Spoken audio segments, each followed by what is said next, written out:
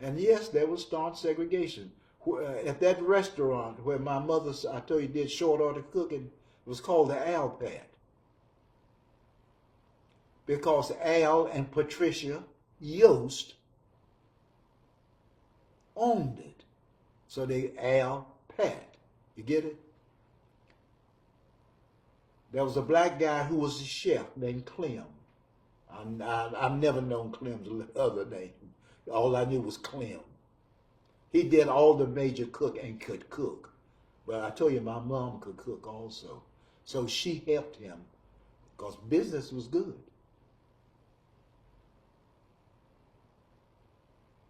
But it was segregated.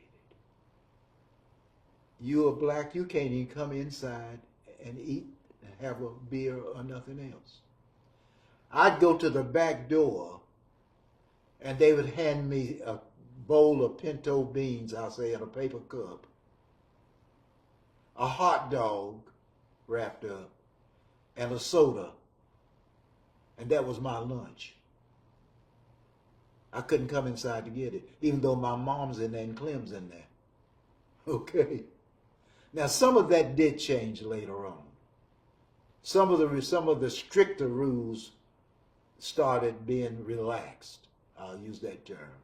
It didn't go away, they were being relaxed.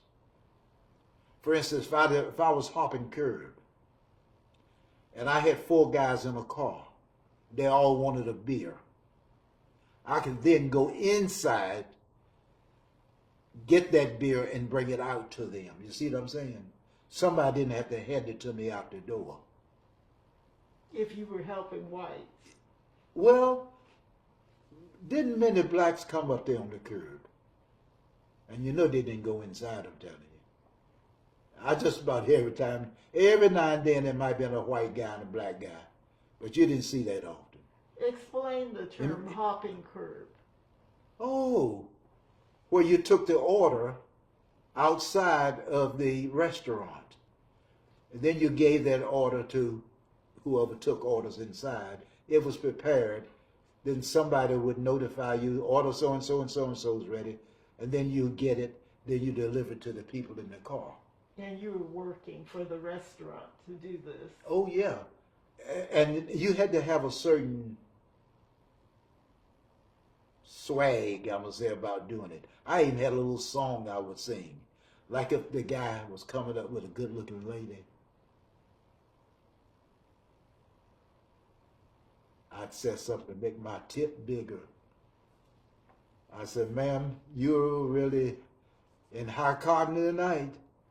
That guy there, I said, he's going to have the best of the greatest, whatever that is. I said, just look at this convertible you're riding in. Wonderful. I said, he does it all high step. I said, just order whatever you want. It's going to be paid for. Well, all of that is getting my tip bigger. And so maybe they'd sit there because he wants to act like he's really that big. And he's trying to impress this young lady for the evening, okay? And so I'm telling her a bunch of stuff that probably ain't true. Some of it might have been about this individual and how well he did things. Slide the chair back this way. Yeah. There you go. And how well he did things. But anyway, that's hopping curb. You go get it and hop and bring it back. You go out to somewhere now like Sonic, they skate. The curb guys and girls, they skate from the car to the business and back to the car. That's called hopping. That's all that is. Does that take you back when you go to Sonic? Yes, yes. But anytime I go there, I just go through the drive-through. They do make a pretty good corny hot dog. And they have something called potato tots that I like. And I'll get a good size order of those. Eat it with my, what you call it, a foot-long hot dog. They still don't know how to make chili. And they don't know the order that the food should be put on the, and no hot dog ought to go in water, no frankfurter. It always should be grilled. And they don't really grill it like it should be. They run it through some other mechanism. Explain find the order that the chili and slaw needs to go on. Okay, once you put the hot dog frankfurter on the bun, next comes your yellow classic mustard. Next comes your slaw. Next comes your well-chopped onion.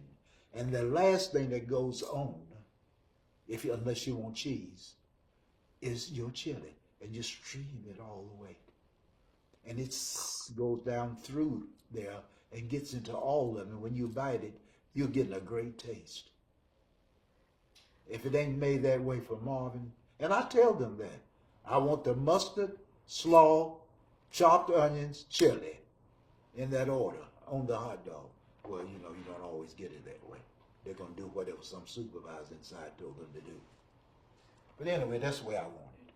Yeah.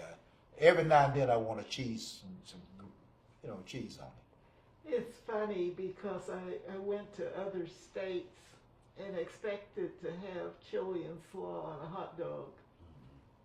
Do you know how that got started here? It's called a Southern Slow Dog. And you mean just in Greensboro or just in North? I don't know. I haven't really had it anywhere except. Well, people try to get it, like if you go to a Coliseum or somewhere, they will give you that hot dog on the bun. There's the mustard over there. There's the ketchup. There's the pickles. There's whatever you want to put on it over there. That's what they want you to do, the way you might want it. Well, and most of them don't have any chili, I don't think. Well, that's what I'm saying. I don't remember seeing that anywhere outside of Greensboro until later. Mm-hmm. So I was wondering if you knew how it got started. I don't know, but I know it's always been what I felt like was making a good hot dog. My mother she knew how to do it that way. The hot dog stands I would go to, that's the way they would make it. And so, yeah. and nobody used water on a hot dog. It's always grilled. Yeah. Even frozen custard people, they grilled it. We had the McPherson people, they brought a frozen custard stand here. Nobody ever heard of frozen custard before.